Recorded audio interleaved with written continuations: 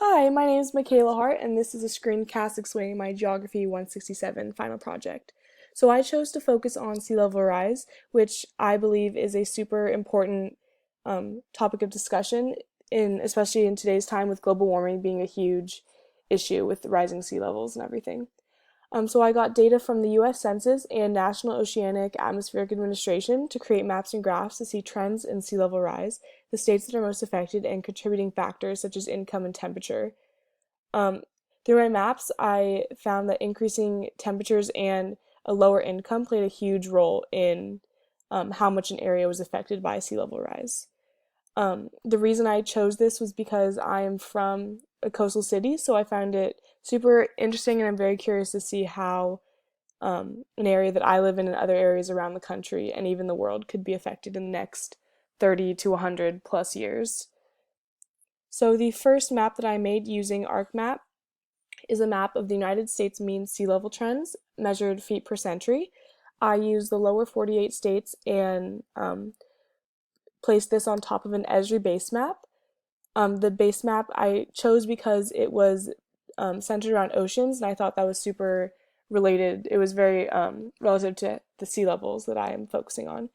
So I got data from NOAA, and using this, I was able to display the trends from US NOAA stations, and I chose to use different sizes and different colors to make it easy for the reader to see how these trends have affected the country. So I chose red as the highest um, increase in sea level rise, and I chose blue for the lowest, and I used the sizes accordingly as well. I found it interesting in areas such as Louisiana, Texas, and parts of the East Coast were the most affected, and I found that areas such as Louisiana, in times such as like Hurricane Katrina, they were the most affected, and I thought this was because of lower income and area. They could have had less access to infrastructure or less means to evacuate the area when needed, so they were affected by the coastal flooding that occurred. I then used Tableau, and I decided to make a map that displayed the 2015 household median income for states that are at risk of the coastal flooding and sea level rise. The reader is able to go scroll over these um, states and see the median income for each individual state. I used the color blue because of sea level rise. I thought it just correlated well, and I went from lighter blue to darker blue to show less income and more income, higher income, I mean.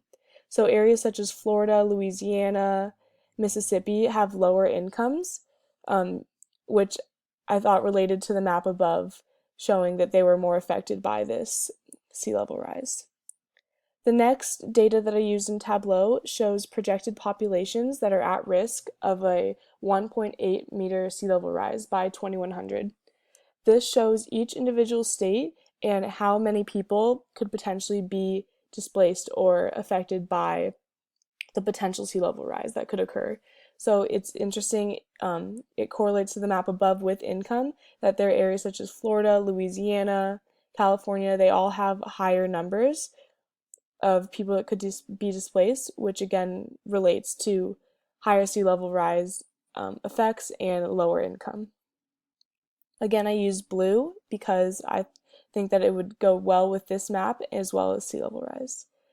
So then I decided to make 3 more maps using ArcMap that show the average temperature between 1981 and 2010. I thought this was important to show because of increasing temperatures have caused the sea ice caps to melt, which when this ice melts goes directly into the ocean, which is the direct cause of these sea level rises. For each map, I chose 5 different colors to display different temperature changes. I used blue for the lightest color. I then went to a tannish yellow color, then to orange, then to red, and then to an even darker red. I thought this was close, at least to my eyes, of a cold temperature versus a hot temperature. And so you can see how areas such as Texas Oklahoma, Arkansas, they were all much more colder than they were in the following years. Um, and this shows how temperatures have directly increased over the last 20 years. Excuse me. I then, the last map that I created was the same map, yet from 2001 to 2010, and this shows how much the temperatures have changed. There's a huge amount of red states, which shows that there's been a 1 to 2 degree average temperature increase during those years, and I think it just relates really well to how much these temperatures have changed. Um, so this is my web page. I used a um, white title, which I thought contrasted well with my white background with a dark box around the white font.